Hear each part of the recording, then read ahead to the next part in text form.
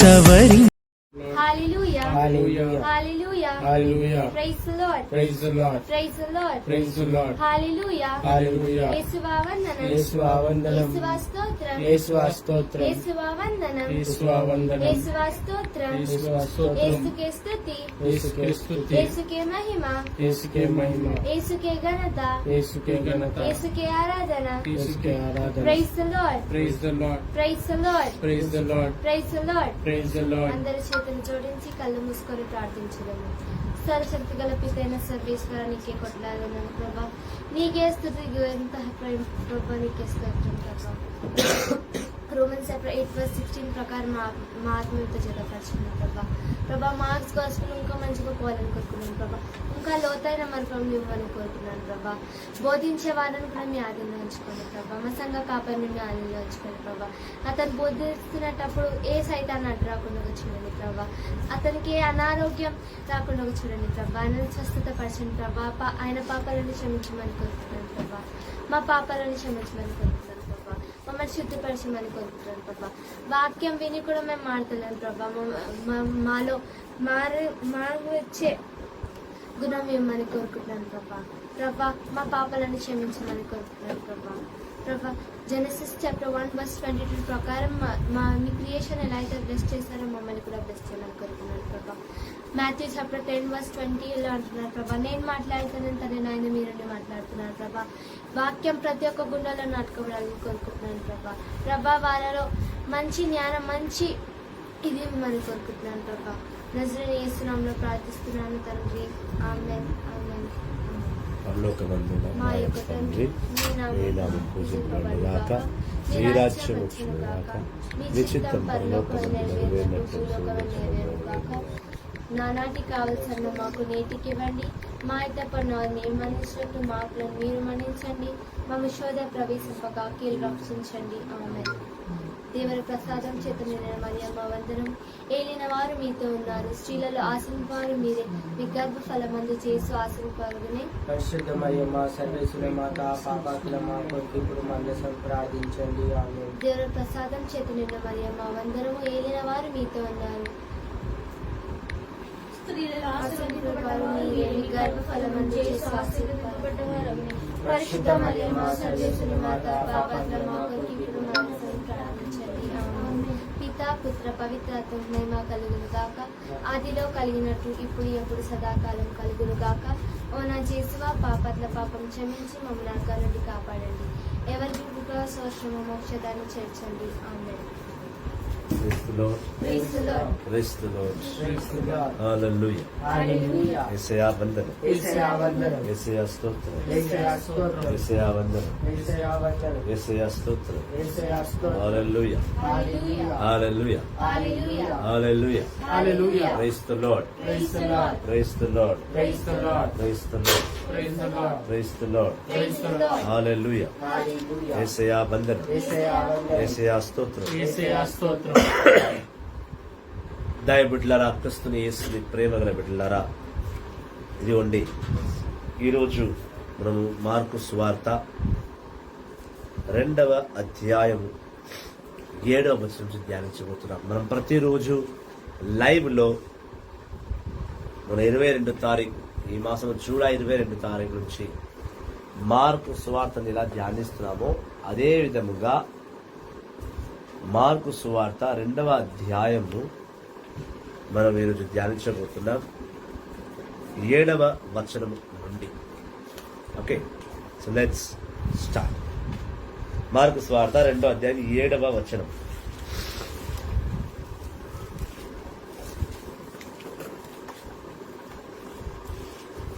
Praise the Lord. Praise the Lord. Praise the Lord. Hallelujah. Hallelujah. Hallelujah. Hallelujah. Praise the Lord. Praise the Lord. Praise the Lord. Praise the Lord. యేసువా వందనం. యేసువా వందనం. కొత్త నిబంధన mark సువార్త 2వ అధ్యాయం 8వ వచనం. 7వ వచనం. ఇతడు ఎందుకు ఇటులా చెప్పుచున్నాడు? ఇతడు దైవదూషణములు చెప్పుచున్నాడు. దేవుడు తప్ప మరి ఎవ్వరు పాపములను క్షమింపగలరు అని అని లోపల తరస్కించసాగిరి. యేసు ఆత్మయందు వారి ఆలోచనలు గ్రహించి వారితో, మీ హృదయములలో ఇట్లెట్లా తలంచుకునిచున్నారు? ఏది సులభతరము? పక్షవాతి రోగితో నీ పాపములను క్షమింపబడినవనుటయా, లేక లేచి నీ పడకనెత్తుకొని పొమ్మనుటయా? మనిషి కుమారునకు ఈ లోకములో పాపములను క్షమించు అధికారము కలదని మీకు నిరూపింతునని పక్షవాతి రోగితో, నీవు లేచి నీ పడకను ఎత్తుకొని నీ ఇంటికి పొమ్మని నీతో చెప్పుచున్నానని పలికెను. వెంటనే వాడు లేచి అందరి ఎదుట తన పడకను ఎత్తుకొని వెళ్ళిపోయెను. దానిని చూచిన అచటి ప్రజలందరూ ఆశ్చర్యపడిరి. ఈ వ్యక్తి మనం ఎన్నడూను చూడలేము అని దేవుని స్తుతించిరి. ఆమేన్. ఇది ఏలిన వారి వాక్కు. సర్వేశ్వర నీకే మహిమ కలుగుగాక. Praise the Lord. Praise the Lord. Hallelujah. Hallelujah. Hallelujah. Mark సువార్త 2వ అధ్యాయము వచనము 7. నిన్నటి ఎపిసోడ్ ని మనం కంటిన్యూ చేస్తూ, నిన్న మనం చూసాం కదా, నేను చెప్పినట్టు ఒక డాక్టర్ దగ్గరికి వెళ్తే, ఒక ఫాదర్ దగ్గరికి వెళ్తే, ఒక ప్రీస్ట్ దగ్గరికి, ఒక పాస్టర్ దగ్గరికి వెళ్తే, ఇదిగో నువ్వు స్వస్థత పొందుకుంటావు, దేవుడు స్వస్థపరుస్తాడని, లేదా నువ్వు బాగైపోతావు అని భయపడదని ధైర్యం చెప్పేవారు ఉన్నారు. కానీ ఎవరైనా నీ పాపాలు క్షమింపబడ్డాయి అని చెప్పేవారు ఎవరైనా ఉన్నారా? లేదా నీ పాపాల వల్లనే నువ్వు ఇలా పడి ఉన్నావు అనారోగ్యంతో, పాపము చేయడం మానే అని చెప్పేవారు ఎవరైనా ఉన్నారా? ఈ లోకంలో అట్ ప్రెసెంట్ ఇప్పుడు ఎవరైనా ఉన్నారా? అట్లా మాట్లాడాలి, ఎంత నోరు నుంచి మాట్లాడితేనే అని చెప్పవచ్చు. ఎందుకు లేదు? ఎందుకు లేదనే విషయం ఒకటి తెలుసుకుంటే, యేసు ప్రభు ఒక రోగిని చూసి నువ్వు బాగైపోతావు అని చెప్పడం కన్నా, నీ పాపాలు క్షమింపబడ్డాయి అని అన్నారు. క్షమింపబడతాయి అనలేదు. నీ పాపాలు క్షమింపబడతాయి అంటే it's again it will be done. No, he said it is done. జరిగిపోయింది. నీ పాపాలు దేవుడు క్షమించేశాడు. ఎప్పుడైతే నీ పాపాలు దేవుడు క్షమించేశాడని మనం చెప్పామో, ఎప్పుడైతే ఆ మాట మనం చెప్పామో, వెంటనే అక్కడ ఉన్న ఆ గురువులు, అక్కడ ధర్మశాస్త్ర బోధకుడు యేసు ప్రభువును చూసి, ఈయన ఎట్లా అనగలడు ఈ మాట? దేవుడే కదా పాపాలు క్షమించేది. ఇతను మనిషి రూపంలో ఉన్నాడు, ఇతను నజరేతు నుంచి వచ్చాడు, గలిలయ ప్రాంతం నుంచి వచ్చాడు, ఇతను ప్రజల పాపాన్ని క్షమించగలడు అని ఒక పెద్ద డౌట్ ని వాళ్ళు స్టార్ట్ చేశారు. వాళ్ళు చేయరు, ఇంకొన్ని చేయని. పైగా పాపాలు క్షమించే అర్హత దేవుడికి తప్ప వేరెవరికి లేదు. హల్లెలూయా.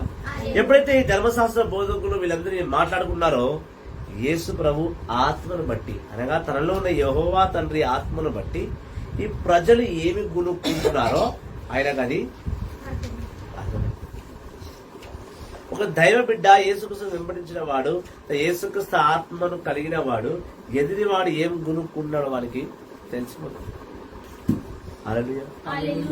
ఒక దేవుడి సేవకుడి గురించి నువ్వు ఏం గుణుకుతున్నావు, ఏం మాట్లాడుతున్నావు అని ఆ దేవుని సేవకుడి హృదయంలో దేవుని ఆత్మను బట్టి వాళ్ళు తెలుసుకోగలడు ఈజీగా. నువ్వు ఎలా తెలుసుకున్నావు అంటే ఆత్మ కలిగి ఉన్నాడు కాబట్టి తెలుసుకున్నాడు. హల్లెలూయా. హల్లెలూయా. యేసు తెలుసుకునే వెంటనే అందరికి కలిపి ఒక ప్రశ్న వేసిండు. ఏం ప్రశ్న వేసిండంటే, ఓ పక్షవాది బిడ్డ, నీ పడుకుని పట్టుకుని లే అనడం ఈజీయా, లేకపోతే నీ పాపాలు క్షమించబడ్డాయి అని చెప్పడం ఈజీయా? ఏది ఈజీ? యేసుక్రీస్తు ఆ పక్షవాది బిడ్డను చూసి నీ పాపాలు క్షమించబడ్డాయి అని చెప్పడం ఈజీయా, లేకపోతే నీ రోగం నయమైంది లేచి నడు అని చెప్పడం ఈజీయా? పాపాలు క్షమించబడ్డం అని చెప్పడం ఈజీ అంటారు. ఈజీ అంటే బ్రదర్ లోకం ఎందుకు వచ్చినట్టు పాపం చెప్పండి. పాపం చేత వచ్చింది కాబట్టి ఈజీగా నీ పాపాలు క్షమించబడ్డాయి అంటే వాడు ఈజీగా లేచి అవసరం. దేవుని శక్తి యెహోవా తండ్రి మాట ఇక్కడ యేసుక్రీస్తు ఉద్దేశం ఏంటి? ఆయన ఏమన్నాడంటే, పరిశీలన ఏమన్నాడంటే, ఒక రోగిని నీ రోగం నయమైంది అని చెప్పడం కరెక్టా, సులభమా అంటే ఈజీయా, లేదా నీ పాపాలు క్షమించబడ్డాయి అని చెప్పడం ఈజీయా? ఏది ఈజీ? రోగం క్షమించబడ్డాయని ఈజీ, ఎందుకంటే ఆ పాపం చాలా పెద్దది. క్షమించబట్టి అన్నదన్న మాట బ్రదర్ ఆయన ఇంకోసారి పాపం కూడా చేయకుండా ఉండడానికి కూడా చూడండి, మాట ఎవరినైనా సరే నువ్వు బాగా అవుతావు, నువ్వు మంచిగా అయిపోతావు, భయపడగని చెప్పడం చాలా ఈజీ.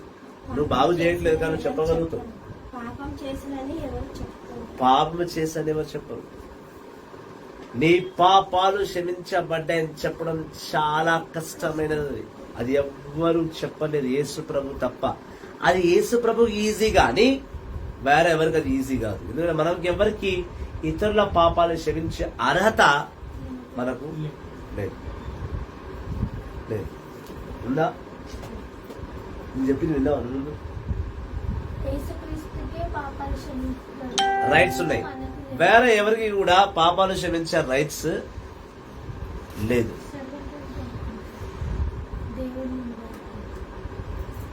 సర్వెంట్ ఆఫ్ గాడ్ ఇప్పుడు point మర్చిపోతున్నాను.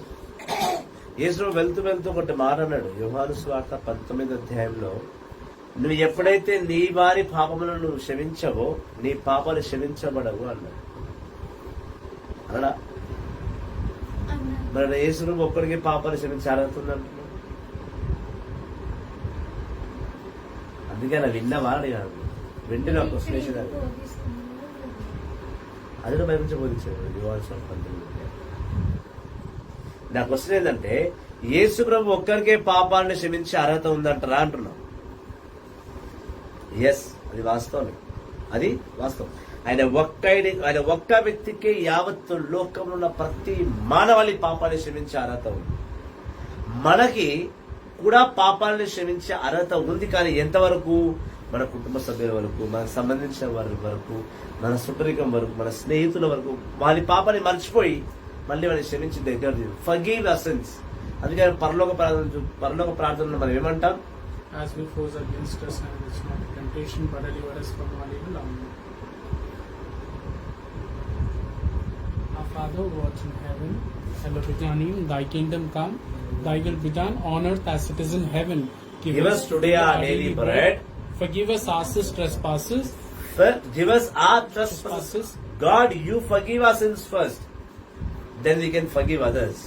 And What we say, what Lord says, first you forgive one another, then I'll forgive you. నువ్వు క్షమించినప్పుడు నేను నిన్ను క్షమించను. ఈశ్వరుడు అంటే ఒక్కరి మీద ఒకరికి కోపము, ద్వేషము, పగ ఉండకూడదు. అదే క్షమాపణ మాటతో దాన్ని తొలగించాలి. అందుకే అన్నాడు, క్షమించడం ఈజీయా, స్వస్థపరచడం ఈజీయా. స్వస్థవరం యేసు ప్రభు తొందరలో తన శిష్యులకు ఇవ్వబోతున్నాడని నాకు తెలుసు. అందుకే నేను అడిగాడు, స్వస్థత చేయడం ఈజీయా, క్షమించడం ఈజీయా?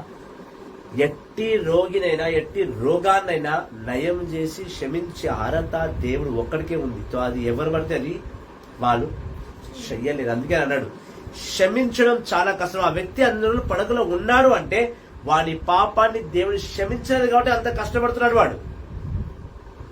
ఇప్పుడు నేను నీ కష్టం దూరమైందా, నువ్వు పడక తీసుకొని పో అని చెప్పడం కన్నా నువ్వు నీ పాపాలు క్షమించబడ్డాయని చెప్పడమే నాకు ఇంపార్టెంట్. ఎందుకంటే పాపాలు ఎప్పుడైతే క్షమించబడతాయో నువ్వు మళ్ళీ పాపం చేయకూడదని అర్థమైందా?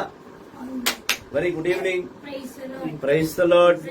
హల్లెలూయా, hallelujah, praise the Lord, praise the Lord, hallelujah, యేసయ్య వందనం, యేసయ్య స్తోత్రం, ఆత్మదేవ వందనం, ఆత్మదేవ స్తోత్రం. క్షమించడం అనేది చాలా అవసరం. మనిషి అనారోగ్యంలో పడిపోతున్నాడు అంటే కేవలం పాప నిమిత్తమే. పాపం చేయడం వల్లే వాడు అనారోగ్యం తెచ్చుకున్నాడు. ఈ వాక్యము కంఠాపదంగా చెప్తుంది. Once you are sick, that means you are sin. Until and unless you are not forgiven, you will not get well. You will not get healing. స్వస్థ వరం నువ్వు క్షమించేంత వరకు నీకు స్వస్థ వరం రానే. అందుకే ఉన్నాడు, క్షమించడం చాలా అవసరం. ఆ వ్యక్తితో నువ్వు స్వస్థపరుస్తా అంటే వాడు స్వస్థపరుచుకుంటాడు, వెళ్ళిపోతాడు మళ్ళీ. కానీ పాపాలు క్షమించబడ్డాయి అంటే మళ్ళీ వాడు పాపం చేయకూడదని గుర్తు పెట్టుకుంటాడు. అంటే అరే ఆల్రెడీ ఒకసారి పాపం చేయడం మళ్ళీ అనారోగ్యం పాలైనా మళ్ళీ నేను పాపము చేయను. అందుకే అన్నాడు, స్వస్థత కన్నా క్షమాపణ ముఖ్యం. నువ్వు క్షమించబడకపోతే నువ్వు స్వస్థతను పొందుకోలేవు. Without forgiveness you cannot get deliverance. Without forgiveness you can't be healed. Forgiveness లేకపోతే స్వస్థత లేదు. నువ్వు క్షమించబడితేనే నువ్వు స్వస్థత పొందుకుంటావు. Praise the Lord. Praise the Lord. Praise the Lord. Praise the ఆ Lord. మాట అన్న వెంటనే దేవుడు ఆ వ్యక్తిని అన్నాడు. ఏమన్నాడు? నీ పడకని చదువు. మార్కు సువార్త 2వ అధ్యాయం 9వ వచనం. 9వ వచనం. అది సులభతరము పక్షవాతి రోగితో నీ పాపములు క్షమింపబడినవనుటయా, లేక లేచి నీ పడకని ఎత్తుకొని పొమ్మనుటయా? మనిషి కుమారునకు ఈ లోకములో పాపములను క్షమించు అధికారము కలదని మీకు నిరూపించునని. ఆయన ఏమన్నాడు? ఈ లోకములో మనిషి కుమారునికి పాపాన్ని క్షమించే అర్హత ఉందా లేదా నేను ప్రూవ్ చేస్తాను. సో క్వశ్చన్ ఏం రైజ్ అయింది మన మనుషులు, ఆ ధర్మశాస్త్రంలో మధ్య క్వశ్చన్ ఏంటి? ఈ వ్యక్తి ఎట్లా స్వస్థపరుస్తాడు, ఈ వ్యక్తి ఎట్లా క్షమించగలడు, క్షమాపణ వరం వీడికి ఎవడిచ్చాడు అనే కదా వాళ్ళ క్వశ్చన్. వాళ్ళతో అన్నాడు, ఈ లోకములో ఎట్టి పాపను క్షమించే అర్హత నాకుందని నేను ప్రూవ్ చేయాలన్నాడు. యేసుక్రీస్తు నాకు క్షమించే అర్హత ఉందని నేను ప్రూవ్ చేస్తాను. ఏమన్నాడు? ప్రూఫ్ చేస్తాను. ఎట్లా అన్నాడు? ఎట్టి పాపములు క్షమించే అధికారం నాకు ఉందని నేను ప్రూఫ్ చేయగలను. ప్రూవ్ చేయగలను. ఈరోజు ఏ దైవ బిడ్డ అయినా వచ్చి ఈ మాట చెప్పగలడా?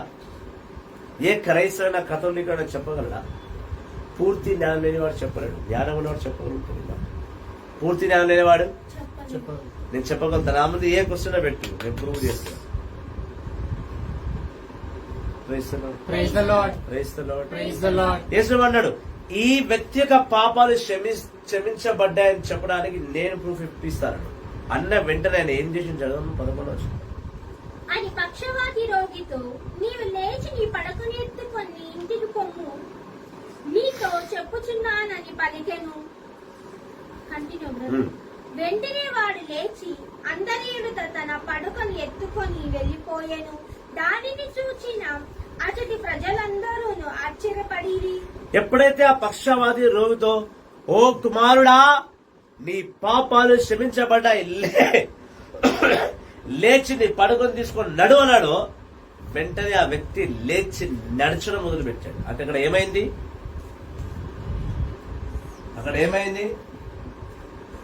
మిరాకిల్ అయింది. మిరాకిల్ అంటే అతనికి స్వస్థత వచ్చింది. వచ్చిందా? స్వస్థ వచ్చింది. స్వస్థ వచ్చిందంటే ఆయన పాపాన్ని క్షమించడం వలనే ఆ వ్యక్తికి స్వస్థ వచ్చింది. అక్కడ అద్భుతం జరిగింది. వాడు పడకను చేసి నడవగలిగాడు. రైట్? నువ్వు క్షమించబడితేనే స్వస్థపరుస్తావని ఆ స్పాట్ లో అక్కడే యేసు ప్రభు ప్రూవ్ చేసి చూపించాడు. అర్థమవుతుందా? అయితే ఆ నిమిషంలోనే ఆ వ్యక్తి స్వస్థపరుచుకున్నాడు అని అంటే ఆయన క్షమించకపోయినా వాడు స్వస్థపరిచేవాడు కాదుగా. అంటే అంతకుముందు వాడు ఎన్ని సంవత్సరాలు పడుకుని పడి ఉన్నాడో ఆయన దగ్గరికి ఎవరు వెళ్లి క్షమాపణ వరం ఇయ్యలేదనే కదా దాని అర్థం. అతని దేవుడు క్షమించలేదు కాబట్టి వాడు స్వస్థ పొందుకోలేదు. Right? Praise the Lord. Praise the Lord. Praise the Lord. Praise the Lord. స్వస్థ పొందుకోలేదు. కానీ ఎప్పుడైతే దేవుడు క్షమించాడో వెంటనే అతను స్వస్థత పొందుకున్నాడు. వింటున్నారా లేదా? ఎప్పుడైతే దేవుడు అతన్ని క్షమించాడో వెంటనే అతని స్వస్థత పొందుకున్నాడు. క్షమించకపోయిన ఉంటే స్వస్థత పొందేవాడే కాదు. సో అక్కడ యేసు ప్రభు ప్రూవ్ చేశాడు, నేను క్షమించాను కాబట్టే వాడు తన పడకను లేచి నడవగలిగాడు. నేను క్షమించకపోయిన ఉంటే తను నడిచేవాడే. అక్కడ క్షమాపణ ఇచ్చాడు, క్షమాపణతో పాటు స్వస్థవరం కూడా ఇచ్చాడు. దయబిడ్డలారా, ఈరోజు మనం కూడా ఎంతో మంది అనారోగ్యంగా ఉన్నాం. మన అనారోగ్యం మన పాపాల వల్లనే ఉన్నాం.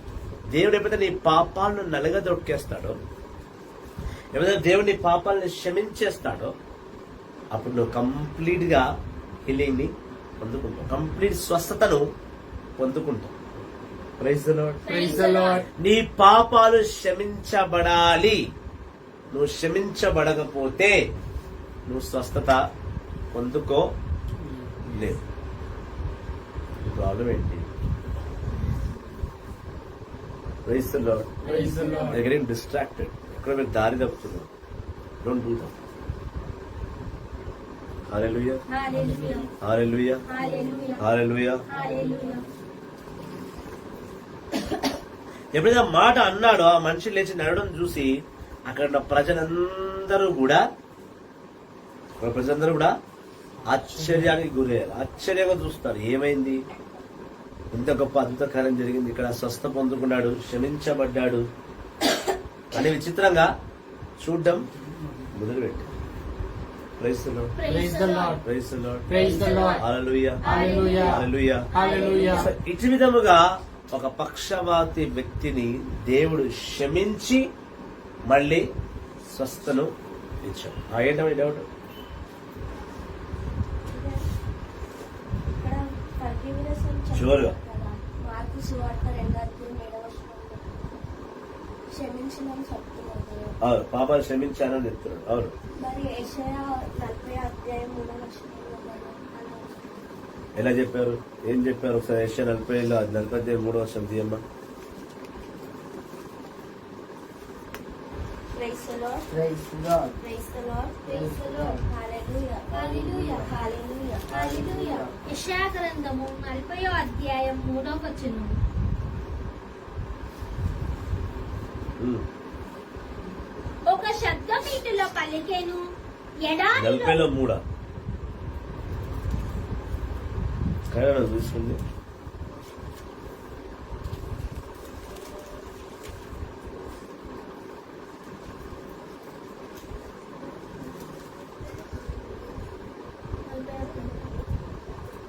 నలభై మూడు శబ్దం గురించి రాస్తుంది. క్షమాపణ గురించి ఎక్కడ రాస్తుంది? అక్కడ We pardon us.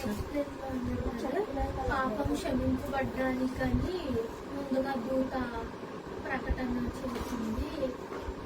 John the Baptist చెప్పాడు. అవును, క్వశ్చన్ ఏంటి రేపు?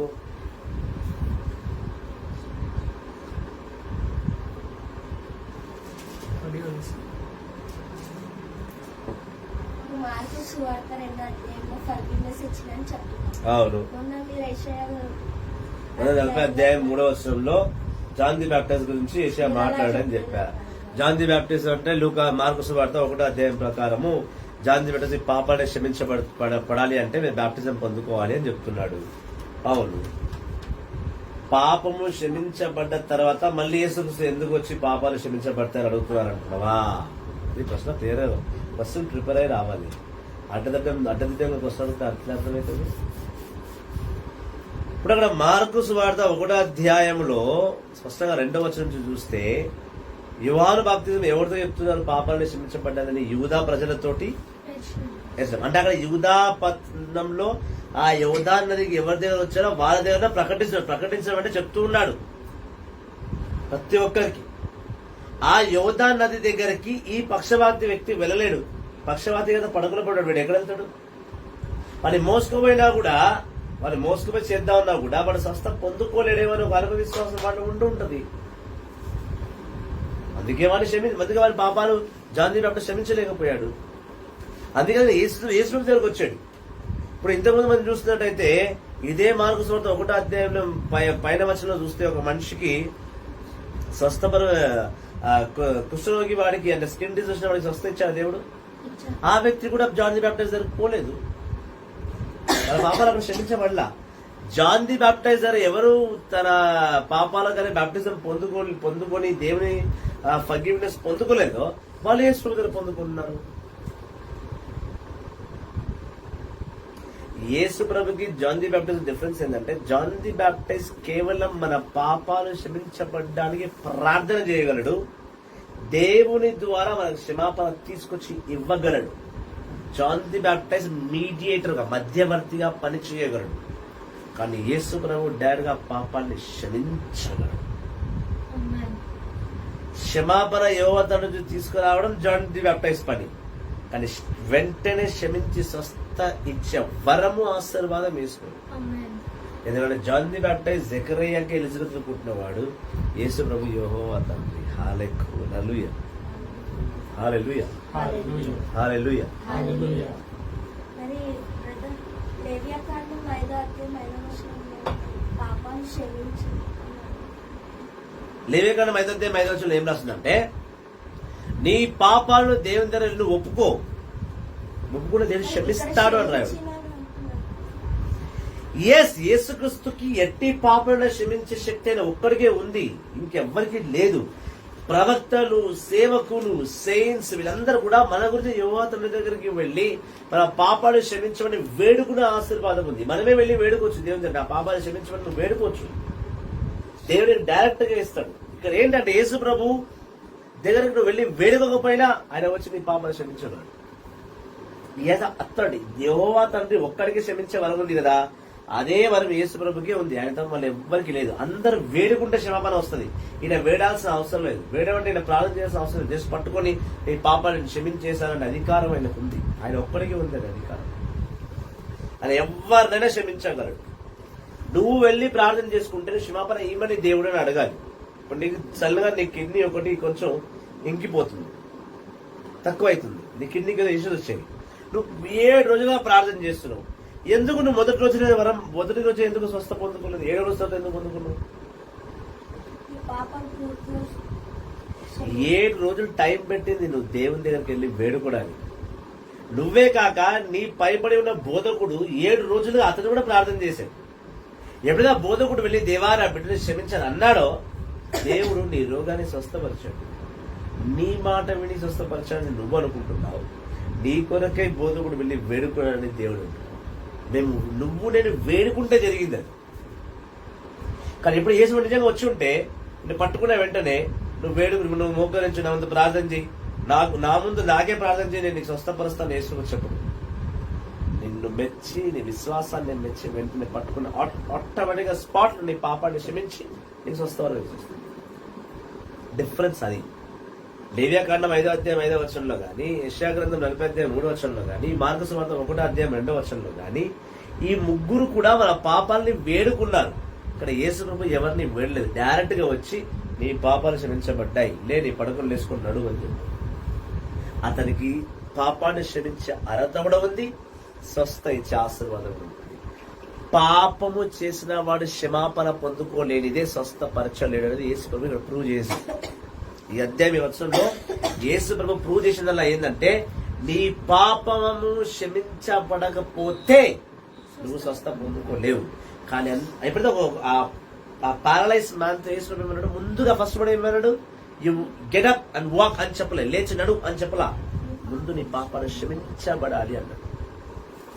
దీన్ని బట్టి నీకు 3 పాయింట్స్ అర్థం అవ్వాలి. ఒకటి, నీకు రోగం వచ్చింది నువ్వు చేసిన పాపాల వల్ల, పాయింట్ నెంబర్ 1. పాపాలు మాత్రం క్షమించబడతాయి, రోగాలు క్షమించబడవు. ఓకే. పాయింట్ నెంబర్ 2, పాపాలు క్షమించే అర్హత యేసు ప్రభుకే ఉంది. పాయింట్ నెంబర్ 2, 3, స్వస్థ రావాలంటే నువ్వు క్షమించబడతా స్వస్థ వస్తుంది. ఆ వ్యక్తి క్షమాపణ పొందుకున్నాడు, వెంటనే స్వస్థత వచ్చేసి ఇచ్చాడు ప్రభు. అది చూసిన ప్రజలు ఆశ్చర్యానికి గురయ్యారు. Praise the Lord. Praise the Lord. ఈ అధ్యాయంలో మీరు నేర్చుకోవాల్సింది ఏంటంటే, మార్కు సువార్త 2వ అధ్యాయంలో మీరందరూ నేర్చుకోవాల్సిన విషయం ఏంటంటే, మన పాపాలన్నీ కూడా క్షమించబడాలి. దేవుడు క్షమిస్తేనే మనకు మేలు జరుగుతుంది. రెండోది, అనారోగ్యులందరూ గుర్తుపెట్టుకోవాల్సిన విషయం ఏంటంటే, మనం ఎక్కడో పాపం చేశాం కాబట్టే మనకు అనారోగ్యం వచ్చింది. ఆ అనారోగ్యం పోవాలంటే దేవుని వెళ్ళి క్షమాపణ అడగాల. క్షమాపణ అడిగితేనే దేవుడు నిన్ను స్వస్థత పరుస్తాడు. క్షమాపణ లేదే స్వస్థత రాదు. వై నీ జీవితంలో ఎందుకు వెంటనే అద్భుతాలు జరగవు? ఎందుకు? చాలా మంది అంటారు, నేను 7 రోజులు ఉపవాసం ఉంటేనే అవుతుంది, నేను 14 రోజులు ఉపవాసం ఉంటేనే అవుతుంది, నేను 21 రోజులు ఉపవాసం ఉన్నా ఇంకా నాకేం అద్భుతం అవుతలేదు అంటే నువ్వు క్షమించబడలేదని అర్థం. Still you are not forgive. అర్థమవుతుందా లేదా? నాకు అందరం ముఖాల్లో నిద్ర, సుస్తు అది క్లియర్ కనబడుతుంది. డిస్ట్రాక్ట్ అవ్వద్దు. అపవాదికి చోటిస్తున్నారు ఎక్కడో, అది ఇవ్వద్దు. I want to see every one action. I don't want to see every one sitting dull. మళ్ళీ 1 కొరింథీ 6 అధ్యాయము 5వ వచనము, సొలొమోను జ్ఞాన గ్రంథము 13వ అధ్యాయం 1వ వచనం 10వ వచనము, మత్తయి సువార్త 28వ వచనం, ఇలాంటివన్నీ నేను చెప్పాల్సి వస్తుంది. ఏం రాసింది? 1 కొరింథీ రాసిన లేక 6వ అధ్యాయం 5వ వచనం ఏం రాసింది? ఏం రాసింది సిస్టర్? వాక్యం చెప్పండి సిస్టర్. నవ్వుతారు నా ముఖం చూసి. 1 కొరింథీ రాసిన లేక 6వ అధ్యాయం 5వ వచనంలో ఏముంది? మొదటి కొరింథీకి రాసిన లేఖ 15వ అధ్యాయం 6వ వచనం. 6:5. అందుకే అపోజిట్ చోటు చేయదు. 1 కొరింథీ రాసిన లేక 6వ అధ్యాయం. నువ్వు ఒకసారి కావాలని చేస్తుంది, అపోజిట్ చేస్తుంది. ఫేవర్ వందొచ్చా? ఈ 100 రాదే పరాతకైనా. హల్లెలూయా, Hallelujah. హల్లెలూయా, హల్లెలూయా. యేసయ్యా వందనం, యేసయ్యా స్తోత్రం, ఆత్మదేవా మొదటి వందనం. కొరింథీకి రాసిన లేఖ 6వ అధ్యాయం 5వ వచనం. మీకు సిగ్గు లేదు. ఏమన్నాడు? ఏమన్నాడు? సిగ్గు లేదా? మీకు అంతా అపవాదికి చోటిస్తున్నారు వాక్యం వినుకుంటా. ఛీ! Praise the Lord, Praise the Lord. Praise the Lord, Praise the Lord. Hallelujah. Hallelujah. యేసయ్యా వందనం, వందనం. యేసయ్యా స్తోత్రం, స్తోత్రం. ఆత్మదేవా వందనం, వందనం. ఆత్మదేవా స్తోత్రం. స్తోత్రం. చలో. మార్కు సువార్త 2వ అధ్యాయం 13వ వచనం చూద్దాం. 13, 14, 15. మార్కు సువార్త 2వ అధ్యాయం 13వ వచనం. యేసు మరలా గలిలయ సరస్సు తీరమునకు వెళ్ళెను. జన సమూహము అంతాయు అచ్చటికి చేరెను. యేసు వారికి బోధింప ఆరంభించెను. పిమ్మట ఆయన వెళ్ళుచు సుంకరి మెట్టు కాడ కూర్చుండి ఉన్న అల్ఫీ కుమారుడకు లేవి అను వానిని చూచి నన్ను అనుసరింపుమని వానిని పిలిచెను. అతడు అట్లే లేచి యేసును అనుసరించెను. అనంతరము యేసు అతని వెంట భోజనమునకు కూర్చొని ఉండగా అనేక మంది సుంకరులను పాపులను ఆయనతోను ఆయన శిష్యులతోను ఆ పంపిక యందు కూర్చుండి ఉండిరి. ఏలన ఆయనను వెంబడించుచున్న వారిలో ఎక్కువ మంది అట్టివారు ఉన్నారు.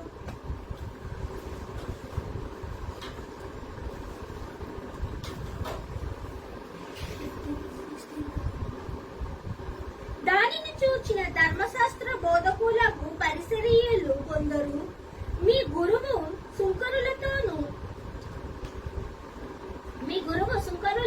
పాపులతోనూ కలిసి భుజించుతున్నడేమి అని శిష్యులను ప్రశ్నించిరి. అది విన్న యేసు వారితో వ్యాధిగ్రస్తులకే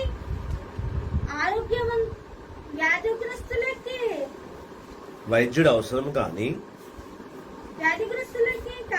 ఆరోగ్యవంతులకు వైద్యుడు అక్కరలేడు. నేను నీతిమంతులను పిలువరాలేదని పాపులను పిలువవచ్చు అని అనేను. Praise the Lord. Praise the Lord. Mark సువార్త 2వ అధ్యాయము 13వ వచనంలో దేవుడు గలిలయ సముద్రము తీరున వెళ్తూ లేవి అనే ఒక వ్యక్తిని పిలుచుకున్నాడు. అతని పేరు లేవి,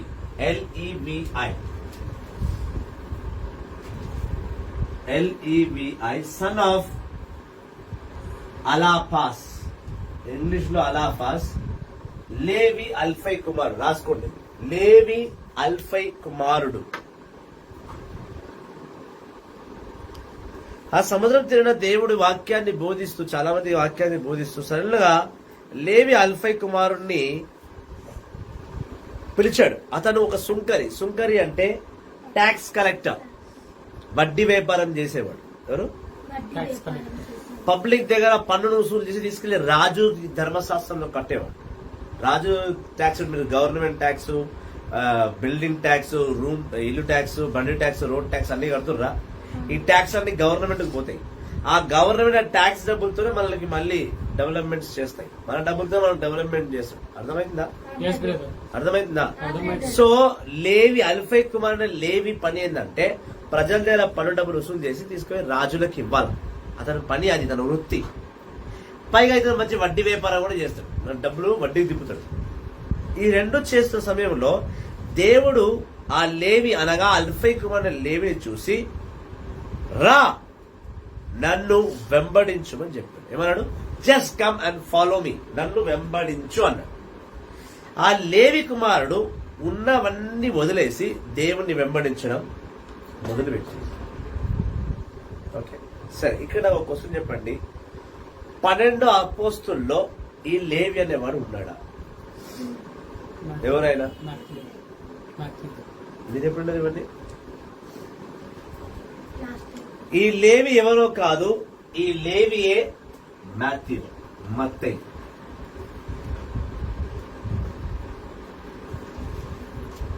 సన్ ఆఫ్ అలాపాస్. చాలా మంది ఏమంటారు అంటే మాథ్యూ వేరు లేదా లేవి వేరు అంటారు. కొంతమంది ఇద్దరు కలిసి బ్రదర్స్ అంటారు. కాదు, తప్పది.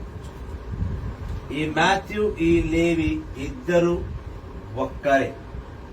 They are one, they are not two. ఇప్పుడు మీరు అడగాల, మరి ఎట్లా brother, how can you prove that?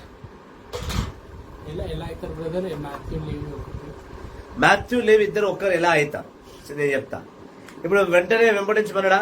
వెంబడించిన తర్వాత ముందు ఈ మార్కు సువార్త 2వ అధ్యాయం 15వ వచనంలో ఏముంది చూస్తాం. ఫస్ట్ మార్కు సువార్త 2వ అధ్యాయం 15వ వచనంలో ఏమిటంటే లేవి యేసుని వెంబడించడం స్టార్ట్ చేశాడు.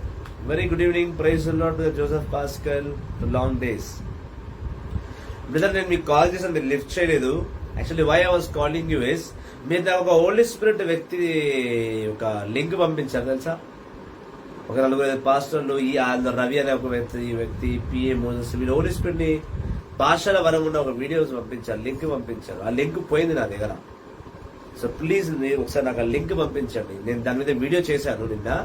I want to upload that in YouTube. So I want that link, I'm waiting for that. So please అది సెండ్ చేయరా. Thank you. So coming to the gospel, mark సువార్త 2వ అధ్యాయం 15వ వచనంలో ఎప్పుడైతే యేసు ప్రభు వెనుక లేవి అల్ఫై కుమార్ లేవి వెంబడించడం స్టార్ట్ చేశాడో అదే రాత్రి తన ఇంట్లో భోజనం ఏర్పాటు చేశాడు. దేవుడు వచ్చినట్టు ఆయనకి భోజనం పెట్టలేదు కదా. భోజనం చూస్తే యేసు భోజనంకి వెళ్ళాడు. భోజనం తింటుంటే మళ్ళీ ధర్మశాస్త్ర బోధకులు అడుగొచ్చారు. ఈ ధర్మశాస్త్ర బోధకుల పని ఏంటంటే యేసు ప్రభువును వెంబడిస్తూనే ఉండాలి.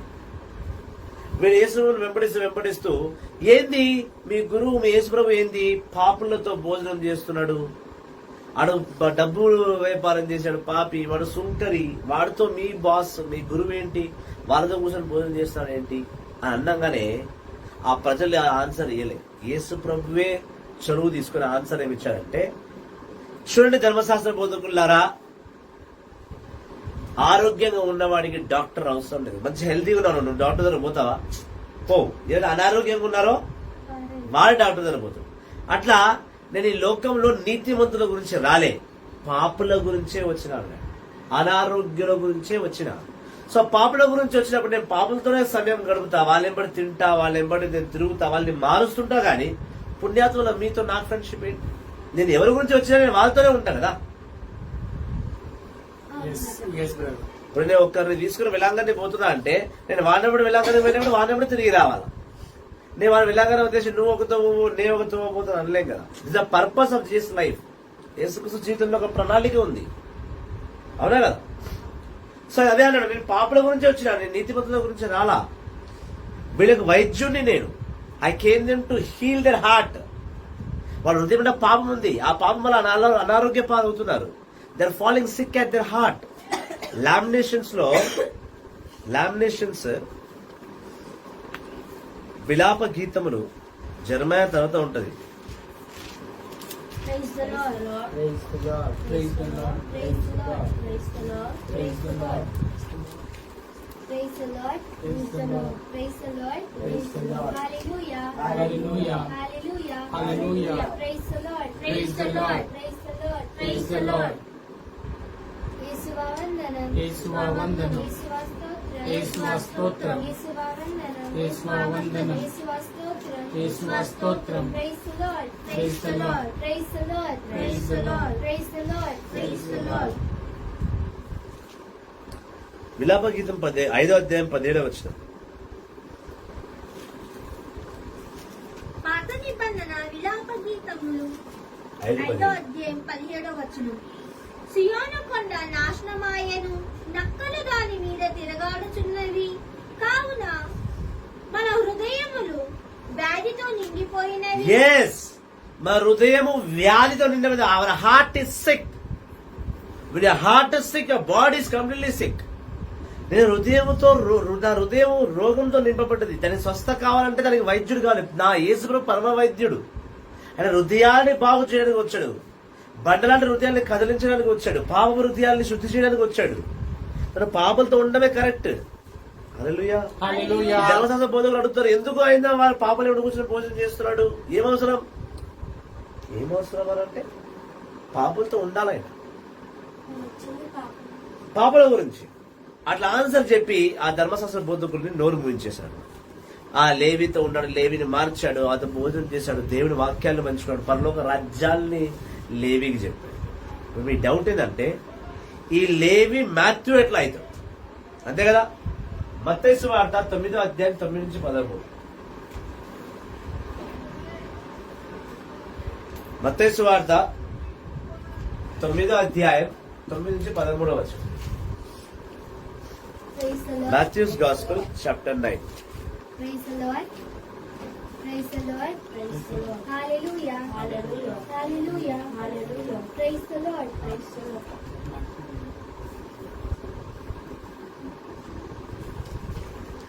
మత్తయి సువార్త 9వ అధ్యాయం 9వ వచనం.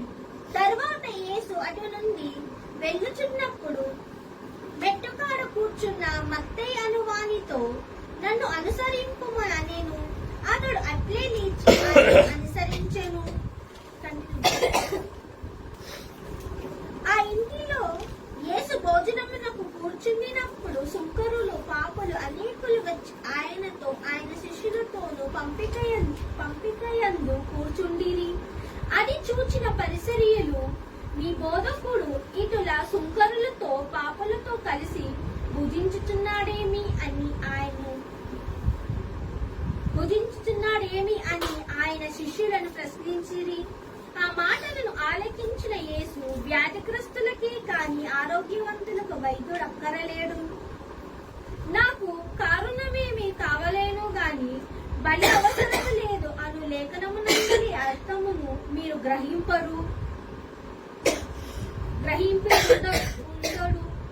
నేను పాపులను పిలువవచ్చుతిని కాని నీతిమంతులను పిలుచుటకు అక్కడ రాలేదు. మార్కు సువార్తలో లేవితో ఏం మాట్లాడినాడో మత్తయి సువార్త 9వ అధ్యాయంలో కూడా మత్తయితో అదే మాట్లాడుతున్నాడు.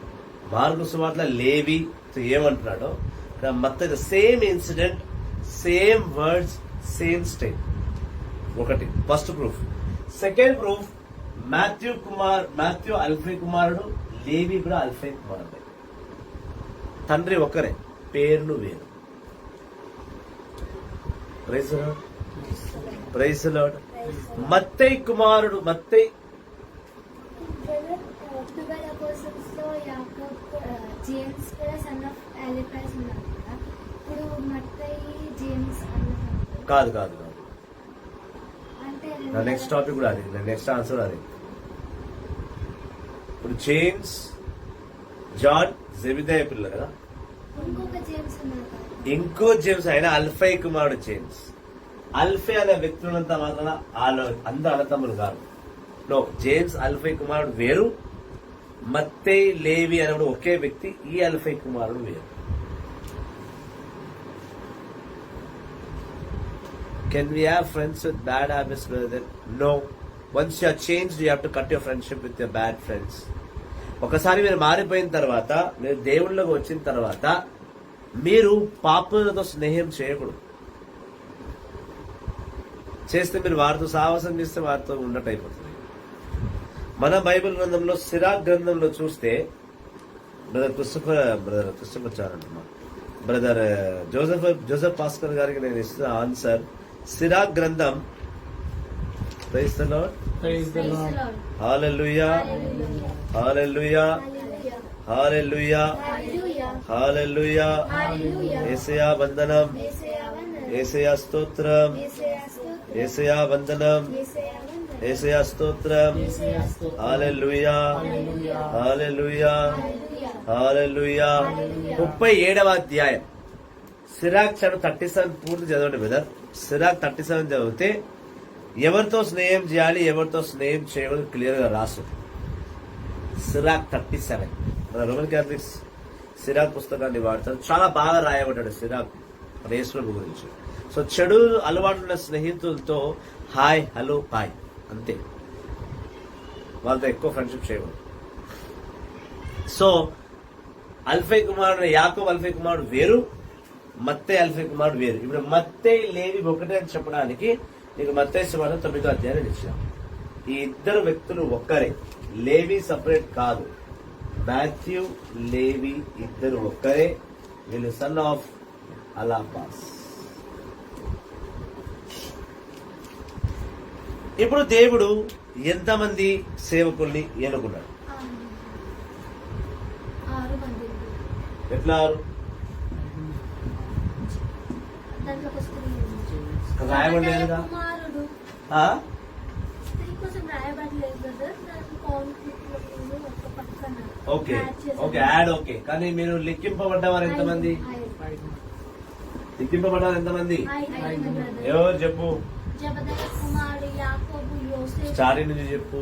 సీమోను, సైమోను, అంద్రేయ, అందేయ ఇద్దరు అన్నతమ్ముళ్ళు. వాళ్ళ తండ్రి పేరు యోహాను, యోహాను. యాకోబు, యోసేపు, యో- జబదయి కుమారుడు యోసఫ, యోహానా? యోహాను, జోసఫ్ అంటాం. జబిదయ కుమారుడు. మసండి ఇస్తున్నాం వెళ్ళిపో బయటికి. యాకోబు, యోహాను, జబిదయ కుమారుడు నలుగురు. ఇప్పుడు లేవి కుమారుడు, సారీ అల్ఫై కుమారుడు. చూసిన ఎంత ఫాస్ట్ వచ్చింది ఆధార్ కార్డు. మళ్ళీ రాంగ్ టెస్ట్ అయిందా? అయింది.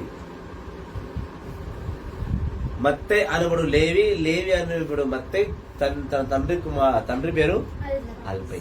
సో 5 అపోస్టల్స్ దేవుడు ఎన్నుకున్నాడు. 12 5 ఎన్నుకున్నాడా? ఇంకా ఎన్నుకోవాల్సిన వాళ్ళు ఉన్నారు. Let's continue with Matthew's gospel chapter 2 verses 18 to 22. మార్కు సువార్త 2వ అధ్యాయం 18వ వచనం.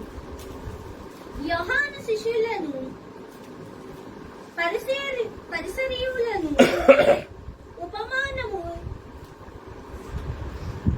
ఉపవాసము చేయుచుండేటి వారు కొందరు ఆయన యొద్దకు వచ్చి యోహాను శిష్యులను పరిసరీయులను ఉపవాసము చేయుచుండా నీ శిష్యులకు ఎలా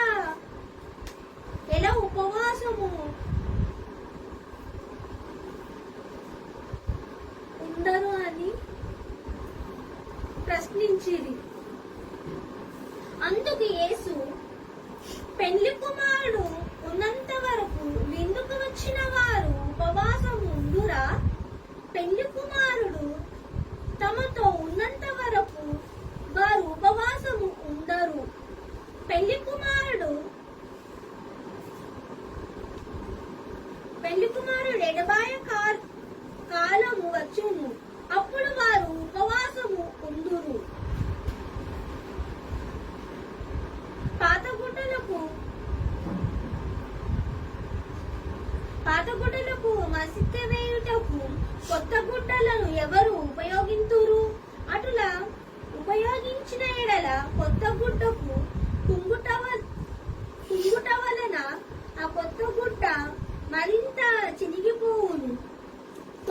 ద్రాక్షారసమును పాత తిత్తులలో ఎవరు పోదురు?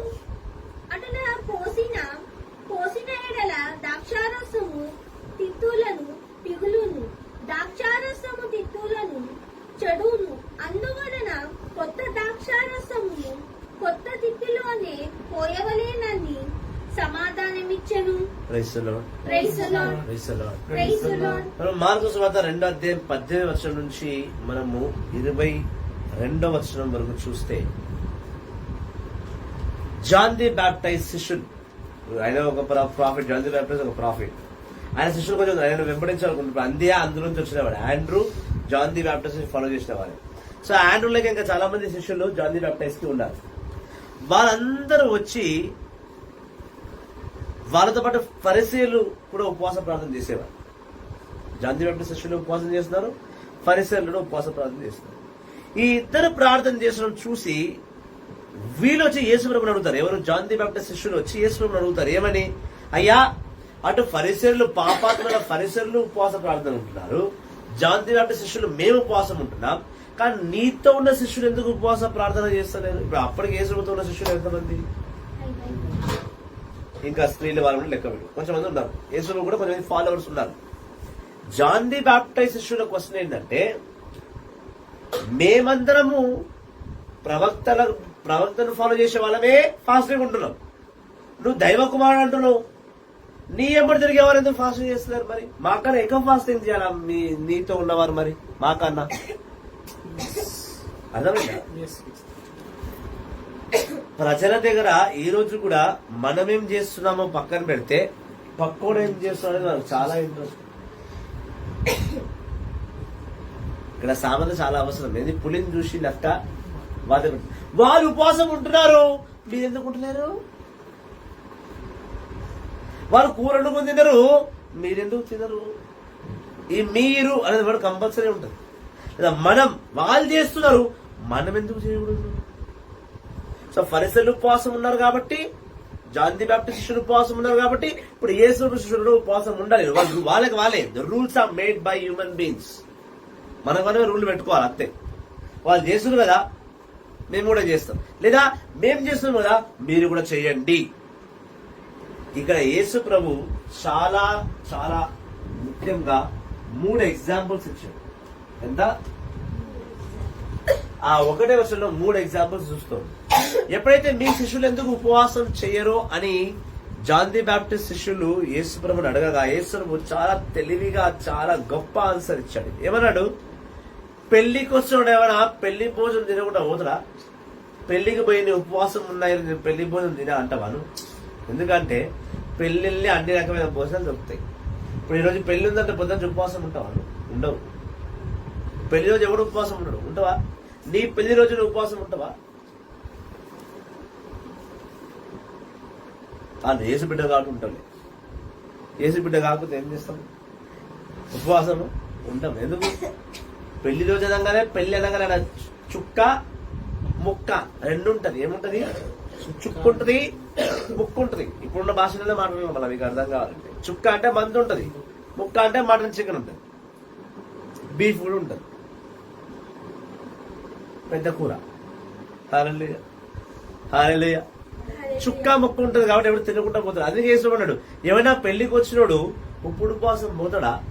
పోడు. మొదటి మాట ఆయన అన్నమాట. రెండోది ఏమన్నాడు? చాలా గొప్ప విషయం ఏమంటే, పెళ్లి కొడుకు ఉన్నంత వరకు వాళ్ళకి ఉపవాసమే లేదు.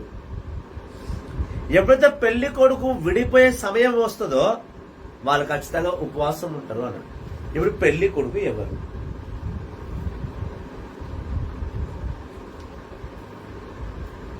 అన్నమాట ఏంది అక్కడ?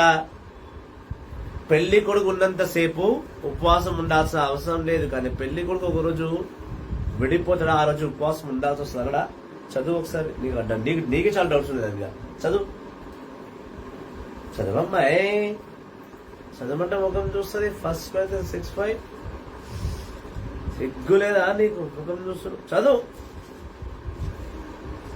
మార్క్స్ వార్త 2వ అధ్యాయం 19వ వచనం. అందుకు యేసు, పెళ్లి కుమారుడు ఉన్నంత వరకు విందుకు వచ్చిన వారు ఉపవాసం ఉందురా? పెళ్లి కుమారుడు తమతో ఉన్నంత వరకు వారు ఉపవాసము ఉండరు. పెళ్లి కుమారుడు ఎడబాయ కాలము వచ్చినప్పుడు వారు ఉపవాసం ఉందురు. పెళ్లి కొడుకు ఎడబాయ కాలం అంటే విడిపోయే సమయం వచ్చినప్పుడు ఖచ్చితంగా వాళ్ళు ఉపవాసం ఉంటారు. నువ్వు ఫస్ట్ ఆఫ్ ఆల్ నువ్వు పెళ్లి కొడుకు ఎవరిని అడగాలి, నువ్వు అప్పుడు ఎందుకుంటారు ఇప్పుడు ఎందుకుంటారు కాదు. పెళ్లి కొడుకు ఎవరు? పెళ్లి కొడుకు ఎవరో కాదు, యేసు ప్రభు.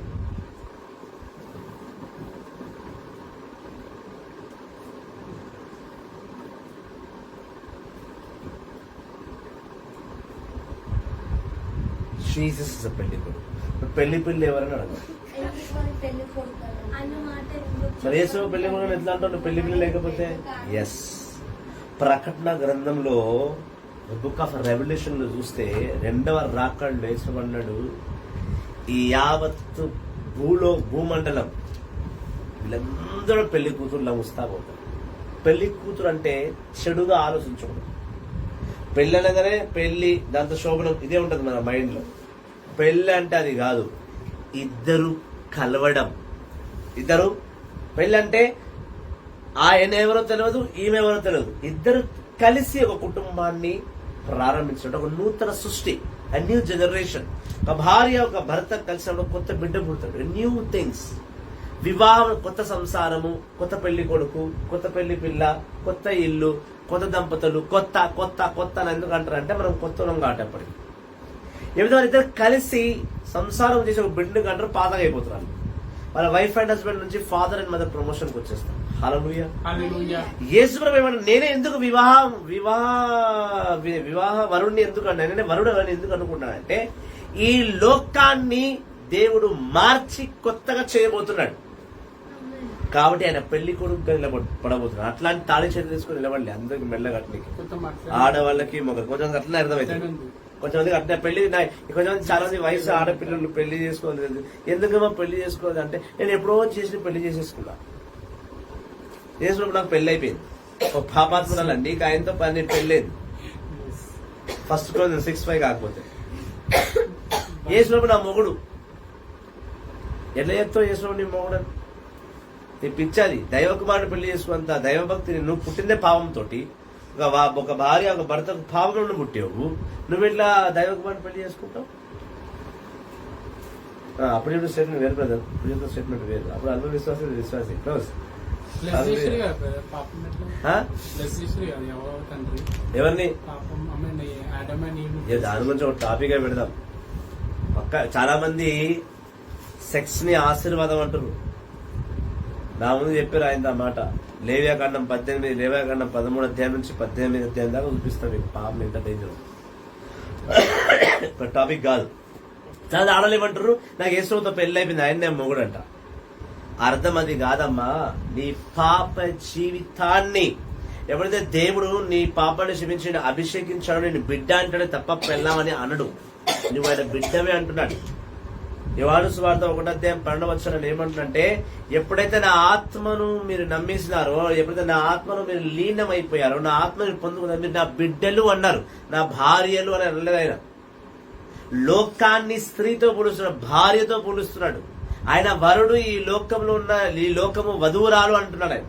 ప్రకటన గ్రంథంలో రాయబడి ఉంది స్పష్టంగా. 1వ అధ్యాయం 12వ అధ్యాయం దాకా 22 దాకా చూసుకుంటే కూడా ఎక్కడో అక్కడ ఆయన వరుడనియు, ఈ లోకం వివాహ వరురాలనియు, అనగా పెళ్లి పిల్ల అయినా పెళ్లి కొడుకు ఆయన. అంటే లోకం అప్పటికే వివాహ బంధం మీద ఎక్కువ ఫోకస్ ఉంది. ప్రతి కుటుంబంలో భార్యాభర్తలై ఉన్నారు.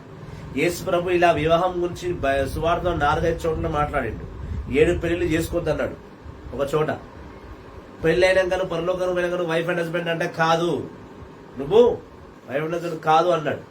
కొంతమంది పెళ్లి చేసుకోవడానికి పుడతారు, కొంతమంది పెళ్లి చేసుకోకుండా పెళ్లి కావద్దని పుడతారు, కొంతమంది అపంసకులు అంటే గేస్ వాళ్ళు ఒక ప్రణాళికతో పుడతారు. పెళ్లి విషయంలో వేసిన 4 చోట్ల మాట్లాడు.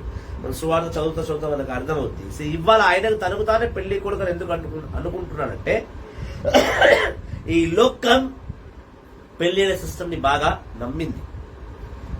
2 కుటుంబాలు ఎక్కడో వేరే ఉన్న 2 కుటుంబాలు ఒక చోట కలవాలంటే పెళ్లి అనేది కావాలి. సో పరలోకం భూలోకము విడిపోయి ఉంది. పరలోకం పవిత్రతతో నింపబడి ఉంది, భూలోకం పాపముతో విడిపోయి ఉంది. ఈ పాపపు లోకంలో మళ్ళీ కలవాలి అంటే ఒక పెళ్లి లాంటిది జరగాలి అని ఉంది. ప్రకటన గ్రంథంలో వివాహం కూడా అయింది. 70 సంవత్సరాల వివాహ వేడుక కూడా జరిగింది. ప్రకటన గ్రంథంలో రాయబడి ఉంది, పరలోకంలో పెళ్లి అవుతుంది, 70 సంవత్సరాల పెళ్లి వేడుకలు జరుపుకుంటారంటారు. యేసు ప్రభుతో వివాహమైన వారికి అంటే లోకంలో ఉన్న వారందరూ పరలోకానికి వెళ్ళిన తర్వాత పరలోకంలో వివాహ విందులో ఏర్పాటు చేస్తారని అర్థం. అది అర్థం ఏంటంటే భూలోకంలో ఉన్న వారందరూ కూడా పరలోకానికి చేరిన తర్వాత ఒక నూతన సృష్టి అని అర్థం. It doesn't mean that just married everyone on the earth. దానికి అర్థం ఏంటంటే యేసు ప్రభు లోకంలో అందరినీ పెళ్లి చేసుకున్నారు అని కాదు. నేను వరుణ్ణి అన్నాడు అంటే నేను ఉంటే నా 12 శిష్యులు నేను ఇప్పుడు ఎన్నుకున్నా, ఇంకా ఎన్నుకుంటా. ఈ 12 శిష్యులు ఉపవాసం ఉండాల్సిన అవసరం లేదు. వాళ్ళ తండ్రి నేను ఉన్నా కదా, నేను ఉన్నంతసేపు వాళ్ళు ఎంజాయ్ చేస్తారు, లైఫ్ ఎంజాయ్ చేస్తారు. వాళ్ళంతా మంచిగా తింటారు, మంచిగా ఉంటారు. కానీ నేను పోయిన తర్వాత, నేను పరలోకం చేరిన తర్వాత, నేను మరణించి పునరుత్థానం పొందుకున్న తర్వాత అప్పుడు వీరు నా కొరకు ఉపవాసం నుండి ప్రార్థన చేస్తారు. అది జరిగింది. అపోస్తల కార్యం 4వ అధ్యాయంలో చూస్తే పేతురు ఉపవాసం నుండి ప్రార్థన చేసిన శిలాసులో పేతురు, యోహాను, సైమోను, అందరియా, యాక్ట్స్ ఆఫ్ అపోస్టల్స్ చాప్టర్ 4 తీసుకో, ఉపవాస ప్రార్థనలు ఉన్నారు. పౌలు అన్ని ఉపవాస ప్రార్థనలు లేడు. యేసు ప్రభు వెళ్లిపోయిన తర్వాత, ఆయన పునరుత్థానం తర్వాత శిష్యులందరూ ఉపవాసం ఉండి ప్రార్థన చేశారు. అపోస్తల కార్యం 1వ అధ్యాయం కూడా చూస్తే కూడా వాళ్ళ పరిశుద్ధాత్మను పొందడానికి ఉదయకాలం 9 గంటలకు ప్రార్థన మొదలు పెట్టారు. ఉదయకాలం మార్నింగ్ 9 o'clock ప్రేయర్ స్టార్ట్ అయిందండి. యాక్ట్స్ ఆఫ్ అపోస్టల్స్ చాప్టర్ 1:15 లో చూస్తే, అపోస్తల కార్యం 1వ అధ్యాయం 15వ వచనం చూస్తే ఉదయకాలం 9 గంటలకే ప్రార్థన మొదలు పెట్టారు. అపోస్తల కార్యం 2వ అధ్యాయం చూస్తే వీళ్ళు మిట్ట మధ్యాహ్నం సాయంకాలం వరకు పవిత్రాత్మను పొందుకున్నారు. వాళ్ళు ఉపవాసం ఉండి నిత్యం నిరంతరం ఎగతెగడక ప్రార్థన చేస్తారు. Continue prayer, unceasing prayer. Praise the Lord, praise the Lord, hallelujah, hallelujah. ఉపవాస ప్రార్థన ఆయన చెప్పిన ప్రకారమే. ఆయన పోయినాకనే ఉపవాస ప్రార్థన చేశాడు. ఉన్నంత వరకు ఉపవాస ప్రార్థన చేయలేదు. ఆయన ఏమంటే పెళ్లికి వచ్చారు వీళ్ళందరూ కూడా ప్రస్తుతానికి ఈ లోకానికి సంతోషం. పెళ్లి అంటే హ్యాపీనెస్. ఎక్కడెక్కడో విడివిన బంధాలన్నీ ఆ రోజు కలుస్తాయి. ఎప్పుడు 10 సంవత్సరాలు 15 సంవత్సరాల నుంచి కలవెళ్ళి వాళ్ళందరూ పెళ్లి అంటే వచ్చేస్తారు, ఇంటికి 10 రోజుల ముందే వస్తారు కదా. అట్లా ఆయన వచ్చిందంటే తన శిష్యులందరూ ఒక పండగ. వాళ్ళ ఉపవాసం ఉండాల్సిన అవసరం లేదు. నేను ఉపవాసం ఉండి ప్రార్థన చేస్తా, వీళ్ళకి ట్రైన్ చేస్తా. ఆ ట్రైనింగ్ ప్రాసెస్ లో బాగా తిని మంచిగా ఉండండి. ఎప్పుడైతే నేను వెళ్ళిపోతానో మీకు డ్యూటీ స్టార్ట్ అయిపోతుంది, ఉపవాస డ్యూటీ. అందుకే ఆయన తనకు తాను పెళ్లి కొడుకు అని చెప్పుకున్నాడు. హీఈస్ ఎ బ్రైడ్ గ్రూమ్. హల్లెలూయా, హల్లెలూయా అని చెప్తున్నాడు. ఒక రోజు నేను విడబాయ దినం వస్తుంది, నేను విడబాయించినప్పుడు, నేను జరిగిపోయినప్పుడు, నేను వెళ్ళిపోయినప్పుడు ఖచ్చితంగా వాళ్ళు ఉపవాస ప్రార్థనలో ఉంటారు. ఇది ఫస్ట్ ఎగ్జాంపుల్ ఇచ్చాడు. సెకండ్ ఎగ్జాంపుల్ ఏమిచ్చాడు? బట్ట, కొత్త బట్ట, పాత బట్ట అన్నాడు. New cloth, old coat.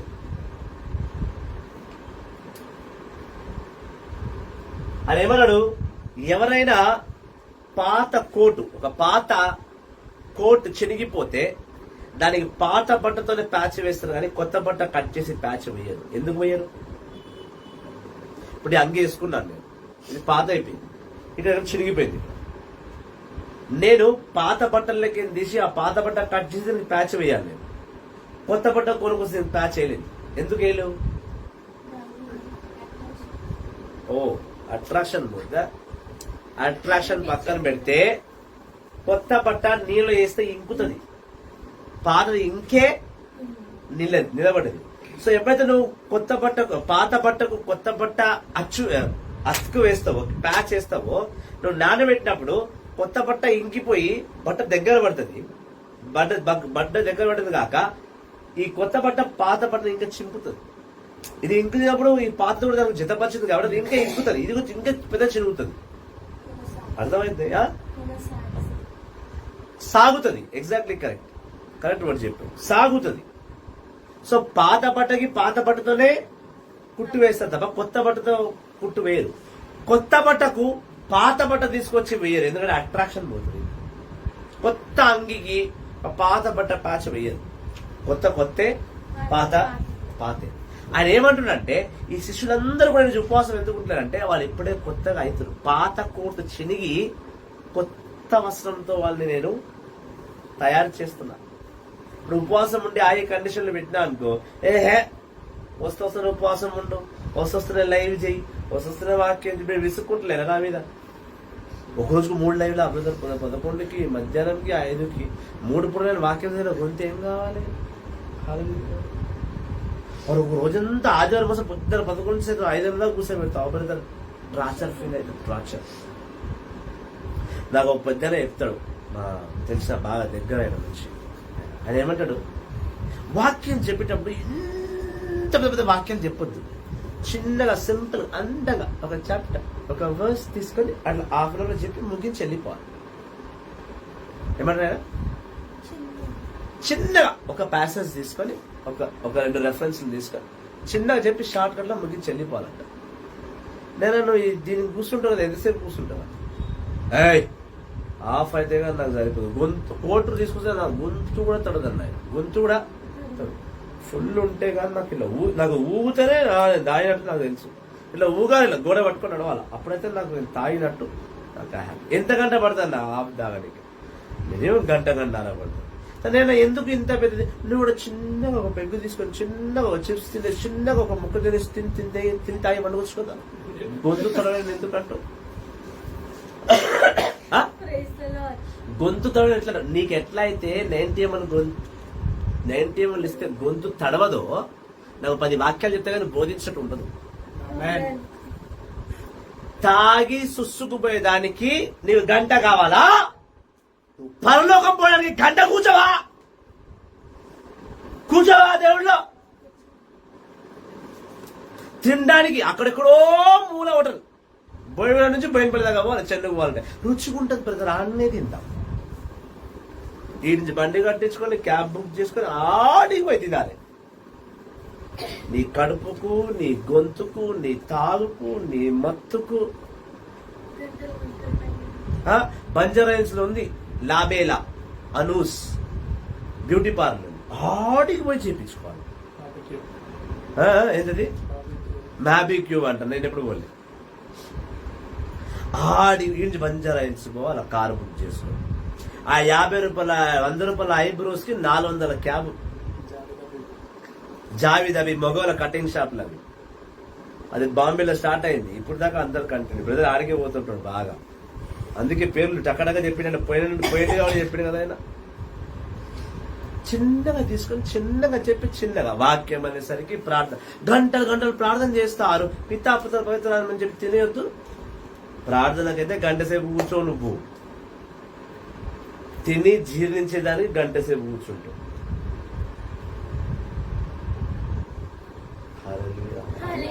ఎట్లా కొత్తగా పడుతావు, ఎట్లా కొత్తగా అవుతావు? కష్టపడితేనే నువ్వు నూతనంగా మారుతావు. కష్టపడిందే నూతనంగా. అందుకే నేను వాక్యం బోధిస్తున్నాను, మధ్యలో వచ్చి ఆపనే ధైర్యం ఎవరికి లేదు. నా దగ్గర ఎవరు వచ్చి వాక్యాన్ని ఆపని ఎవరు చెప్పలేడు. చెప్తే వెంటనే స్పాట్లు ఉంటుంది. అది నేను ఏదో బోధిస్తుంటాను, ఆడ నుంచి డిస్కషన్ పెడతాను. అక్కడ వాళ్ళు కూర్చొని బట్టి నేను ఇక్కడ స్టార్ట్ చేస్తా. హల్లెలూయా. వాక్కులోనే ఎక్కువ సమయం గడపాల.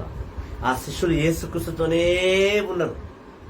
రెండు, పాత బట్టకు కొత్త ప్యాచ్ వేయడం, కొత్త బట్ట పాత కోట్కి కొత్త ప్యాచ్ వేయడం, కొత్త బట్టతో ప్యాచ్ వేయడము, కొత్త బట్టకి పాత బట్టతో ప్యాచ్ వేయడం. కొత్తనే, పాతనే.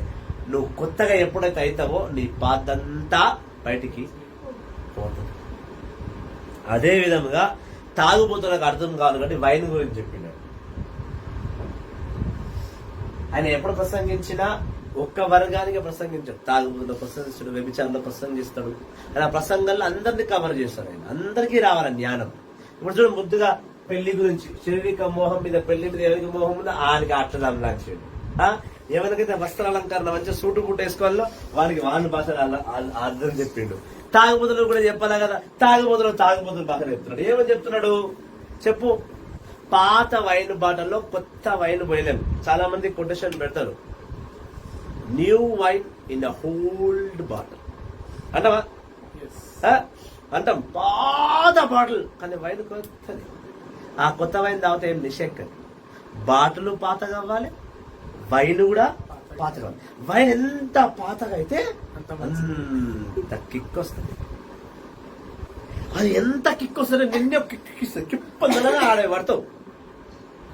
బాగా తాగి ఏడమంటున్నా అర్థమవుతుంది. మొన్న మాకు తెలిసిన ఒక ఆయన ఉన్నాడు, తాగిండు, బెడ్రూమ్ అనుకుని బాత్రూంలో అనుకోండి, కమ్మడి మీద ఇట్లా. హల్లెలూయా, హల్లెలూయా. అందరు లేపకని చెప్పిన ప్రస్తుతానికి మనకు కమ్మడిలో ఉన్న వాసన సువాసన వాడి ఆయనకి అదే ఫ్రైడ్ రైస్, అదే నూడిల్స్ ఎంజాయ్ చేస్తుంటే చేయండి. లేచినాక వాళ్ళకి తెలుస్తుంది. ఒక 100 తర్వాత కమ్మడిలే లెవ్వగా కమ్మడి ఏదో కన్నాడు. హల్లెలూయా, హల్లెలూయా. అందరూ తిట్టిరు, ఏమరా పిచ్చోడు అట్లా వదిలేస్తావా నీ మనిషి అని. ఒక గంట తర్వాత వాడు లేచి తానం మీద చేసి చిచ్చి నేను కమ్మడిలో వండుకున్నానా, లేపరా నన్ను అందరూ తిరుగుతూనే ఉన్నాడు. అందరు గంట దాకా నేను కమ్మడిలో వాడని, లేపరా, నీకు ఉట్లేదా, నీకు అదా ఇదా అన్ని మాట్లాడండి ఆయన. మన ఏమి జరగలేదు. మీరు కాదు, రీసెర్చ్ చేయండి. ఒక గంట నా దగ్గరకు వచ్చి ఏమరా చూస్తున్నావు లేపవా అన్నాడు. ఏమన్నా తాగినప్పుడు నాకు చెప్పినవా, తూగినప్పుడు నాకు చెప్పినవా, ఊగినప్పుడు నాకు చెప్పినవా? నువ్వు తాగినప్పుడు చెప్పలే, తూగినప్పుడు చెప్పలే, ఊగనప్పుడు చెప్పలే, నువ్వు పడిపోయినప్పుడు నీకు ఎందుకు చెప్పాలి? తాగినవు నువ్వు, పడ్డదు. నేను లేపి ఉంటే నువ్వు ఏం చేస్తుంటావు తెలుసా? ఏం తాగితే పడిపోతే మా తీసుకుని ఇంట్లో పడేస్తారు.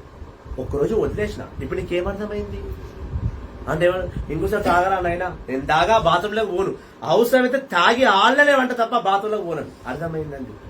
Some time words will not work, actions will work. Hallelujah. కొంచెం మాటలతో ఫిగర్ శిక్షించక తప్పదు. కమ్మడి వాసన వచ్చేదాకా ఆయనకు అర్థం కాలే, ఆడు తాగుడు తక్కువ చేయాలి. ఇప్పుడు మంచిగా శుభ్రంగా 90 తాగుతున్నాడు, తింటున్నాడు, పండు. ఒక కమ్మడని మార్చిందా లేదా? ఒక్క నిర్లక్ష్యం మనం మార్చిందా లేదా? One ignorance changed it. Hallelujah, hallelujah. మార్చాలి అంటే నువ్వు ఏ స్థితికైనా పోవాలా వాటి గురించి. బోధకుడు అంటే సరిపోదు, బోధకుడు శిక్షణ ఇవ్వాలా, రక్షణ కూడా ఇవ్వాలి. ఏమంటాడు? పాత వైన్ లో కొత్త బాటిల్లో పాత వైన్ పోస్తే నడుస్తుంది. ఎందుకంటే వైన్ పాత పడుతుంది, బాటిల్తో సంబంధం లేదు, వైన్ పాత పడాలి. కానీ అదే పాత వైన్ బాటిల్లో కొత్త వైన్ పోసి ఇది పాత అంటే ఏమన్నా ఏంటడా? ఎండు. వైన్ లో ఉన్న కిక్కు చూస్తారు తప్ప బాటిల్ కొత్తదా పాతదా చూడు. అయితే దేవుడు ఈ ప్రకారం ఏమంటున్నాడంటే, నా సేవకుల్లో వాళ్ళ పాపాన్ని చూడకు. They might be the own wine bottle, the bottle is old but the wine is new. Wait, let that wine get holder. నా శిష్యులు పాత వాళ్ళు నీకంటే పాపులుగానే కనబడుతున్నారు, వెయిట్ చెయ్యి, నేను వాళ్ళని సరి చేస్తున్నా. ఆ పాత బుడ్డిలందరూ, పాత ద్రాక్ష బుడ్డిలందరినీ కడిగి నేను కొత్త వైన్ నింపుతున్నా. మంచి కిక్కిచ్చే రహస్యాలు నింపుతున్నా, నా సేవకుల్లా కిక్కిచ్చే వాక్యాలు నింపుతున్నా. వెయిట్ చేయి, నేను పోయినాక వీళ్ళే బయటకు వస్తారు, ఒక్కొక్క మాటలు చెప్తారు. మీ అబ్బా మీ గాయపడ్డ హృదయాలందరికీ కొత్త వైన్ రా బాబు అని వేసుకున్నాం. తాగుబోతు అందరూ ఆశ్చర్యపోతుంట, బాబు కొత్త వైన్ అంట అని తాగుదాం. మనము యేసు చనిపోయిన తర్వాత ఇదే పేతురు, అదే పౌలు, అదే తోమా, ఎంత మంది ఎన్ని వాక్యాలతో ఎన్ని హృదయాల్ని మార్చి. దయబిడ్డలారా, నీ ఉపవాస ప్రార్థన వల్ల నీలో ఉన్న పాతవన్నీ పోయి నూతనము విషయాల లోపలికి వస్తాయి. ఒకరోజు నువ్వు ఉపవాసం రోజు ఉండవు, ఒకరోజు ఉపవాసం ఉండే చూడు, అది కొత్తగా ఉంటుంది. నేను పవిత్రంగా ఉన్నట్టు అసలు ఎట్లా యాక్ట్ చేస్తుంటే ఒక బూత్ మాట్లాడవు, ఫాస్ట్ ఉండి చూడు, మంచిగా తయారవుతావు, మంచిగా తలగిల దువ్వుకుంటూ తెల్ల షర్ట్ వేసుకొని పోతుంటావు. ఎవరిని ఏమన్నా నేను ఫాస్టింగ్ ఉన్నా, మీరు మరుస రోజు తిరుగుతుంది వేరే విషయం అనుకో, మరుస రోజు కొడతా. నన్ను అన్నావు కదా, నువ్వు ఫాస్టింగ్ ఉన్నప్పుడు ఏంది పిల్లికి జ్వరం వచ్చిందంట. ఒక పిల్లి, ఆ పిల్లికి జ్వరం వచ్చిందని ఆ పిల్లి మొగడు అన్ని ఎలుకొని వచ్చి తొడగొడుతున్నాడు. పిల్లి దారా, నేను రాత్రి పాలు తాగి మా మీద ఎగబడ్డావు కదా. పిల్లికి జ్వరం ఉన్నంత వరకు ఎలకలన్నీ ఎగురుతాయి, కానీ ఒక్కసారి పిల్లి అన్నది అనుకో, ఒక్క ఎలకనే ఉంటుందా? ఊరుకు లోపడి. అంతేనే కదా, అంతేనే కదా. ఒక్క ఎలుక కూడా పిల్లి షేర్ హై तो चूहा उसके घर में सीधा. సో సేవకులు తయారు చేస్తాం. ప్రస్తుతానికి మన నుంచి ఏమన్నా మాట్లాడు, ఈ ఉపవాసం ఉన్నాడు. ఆ రోజు ఎంత మంచిగా మార్నింగ్ లేచి స్నానం చేసి వైట్ షర్ట్ ప్యాంట్ వేసుకుని బైబిల్ ఎప్పుడు పట్టండి, బైబిల్ పట్టుకొని పోయి దేవుని సన్నిధిలో కూర్చొని ఆ రోజు వాళ్ళు ఏం తెచ్చినా ఏం 3 గంటల టైం చూస్తుంటారు. 3 గంటలు అది పని 3 గంటల కాలం పిత్త అనేసి మంచిగా మటన్ బిర్యానీ తిని 4 రోజులు బాగా కొడతారు. ఇది కాదు ఉపవాసం. నువ్వు ఉపవాసం ఉన్నా లేకపోయినా, నువ్వు ఉపవాస ప్రార్థన పట్టిన వెంటనే, నువ్వు ఉపవాస ప్రార్థనలో కొనసాగిన ఒకసారి నువ్వు దేవుళ్ళకు వచ్చేసినావంటే నేను ఎవరేమన్నా వాడిని తిరుగుదాడి చేయాలి. కానీ ఎట్లా? దైవత్వమైన తిరుగుదాడి చేయాలి. వాక్యము ద్వారా ఎదురుదాడి చేయాలి. వాక్యవశంతో అని మార్చాల. గొడవకు పోవద్దు, ఆర్గ్యుమెంట్స్ కు పోవద్దు. ఉపవాసం అంటే నీలోని పాత విషయాలన్నీ తీసి నూతన విషయాలు నింపడం, నూతనంగా నువ్వు మారిపోవడం, నీ గత జీవితాన్ని పొడి చేసి నూతన జీవితంలో ప్రారంభం కావడం. అందుకే ఆయన ఒక ఉపవాసానికి 3 రకమైన ఆన్సర్స్ ఇచ్చాడు. ఆయన వివాహం గురించి చెప్పాడు, బట్ట గురించి చెప్పాడు, వైద్య గురించి. చూడు, 3 అవసరమే. వివాహం లేదు ఏమైనా ఉండగలుగుతాడా? ఎవడు లేడు.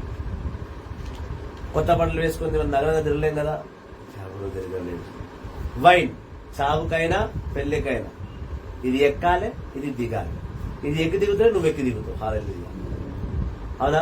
కానీ నిజానికి దేవుడి 3 వ్యతిరేక వెళ్తాను. ఎక్కువ స్టైల్ చేద్దాం. బట్ట అవసరం, వ్యసనం కాకూడదు. వివాహం అవసరం, వివాహానికి బానిస పోదు. తాగుడు అవసరం, ఇది కాదు, లిమిట్. హల్లెలూయా. సో ఉపవాసము ఎందుకు అనేది అడిగితే నేను ఉన్నా కదా, నా శిష్యులు ఉండాల్సిన అవసరం కాదు. ఇప్పుడు రెడీ అవుతున్నారు. రెడీ అయిన తర్వాత ఉపవాసం చేయాలి. రేపు వచ్చి నేను 16 పుస్తకాలు చదువుకున్నా, ఎప్పుడు రెడీ అయితే ఉపవాసం ఉండని చెప్పి వాయింత ఉపవాసం ఇంకా చాలా ఆడతాను. అలాంటి తెలివితేటలు ఉపయోగించు. Okay, so let's end our live today. ఎందుకంటే ఆల్మోస్ట్ 1 hour 15 minutes అయిపోయింది. రేపు మళ్ళీ మనము మత్తే మార్కు సువార్తలో రేపు 5 గంటలకు మళ్ళీ మనము కొనసాగిద్దాం. Praise the Lord. Tomorrow live లో తిరిగి కలుసుకుందాం. Thank you very much. God bless you all. రేపు ఉదయం 11 గంటలకు ఒక లైవ్, మరి సాయంకాలం 5 గంటలకు లైవ్ ఉంటుంది. జోసెఫ్ పాస్కల్ గారు, ప్లీజ్ ఆ లింక్ బెటరా. Thank you. God bless you all. See you tomorrow morning 11 o'clock.